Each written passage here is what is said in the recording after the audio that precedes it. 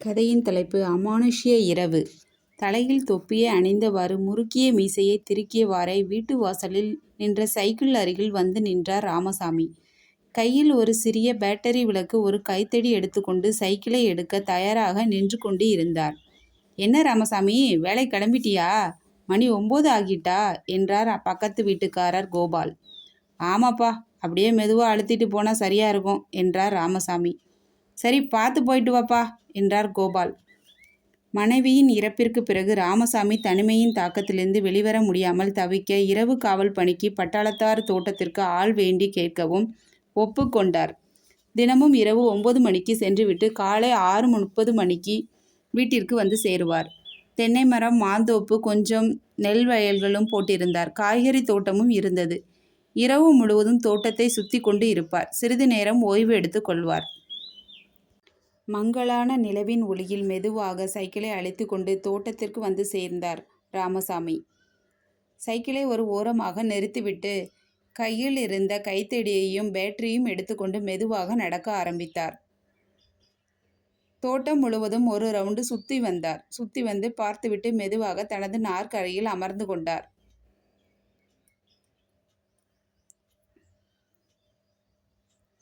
நேரம் சரியாக 12 தாண்டி கொண்டிருந்தது. அவரது இருக்கையிலிருந்து 10 அடி தூரத்தில் ஒரு பாலங்கிணறு இருந்தது. நீரூற்றி இல்லாததால் வெகு நாட்களாக புழக்கத்தில் இல்லாமல் இருந்தது.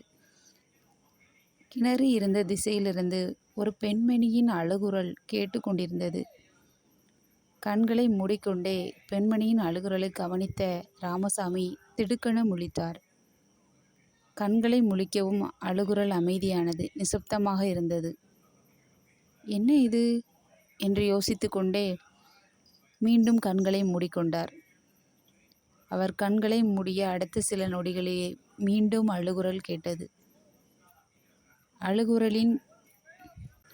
அழுகுரலின் வேகம் இன்னும் அதிகரித்து கொண்டே இருந்தது.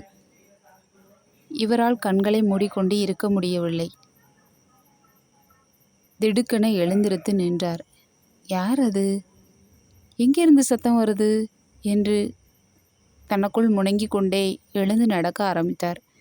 கிணறு இருந்த திசையை நோக்கி நடக்க ஆரம்பித்தார். இங்கிருந்தா சத்தம் வருது, யாரா இருக்கும் என்று நினைத்து கொண்டே கிணற்றின் அருகில் வந்து நின்றார்.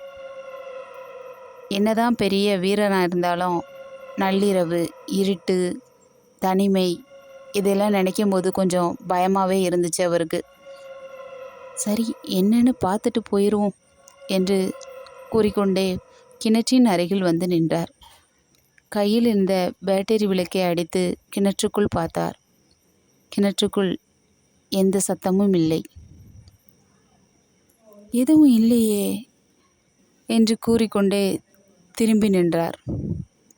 சரி, பூனை ஏதாவது அழுதுருக்கும் என்று கூறிக்கொண்டே நடக்க ஆரம்பித்தார். அவர் நடந்து 4 அடி எடுத்து வைக்கவும் மீண்டும் அழுகுரல். அது ஒரு பச்சிளம் குழந்தையின் அழுகுரலாக கேட்டது. என்ன இது? அவருக்கு வியர்வை துளிகள் வியர்த்து வடிய ஆரம்பித்தது. கொஞ்சம் திகிலாக இருந்தது மனதிற்குள்.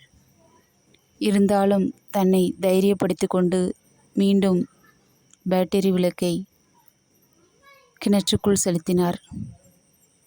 எதுவும் இல்லை.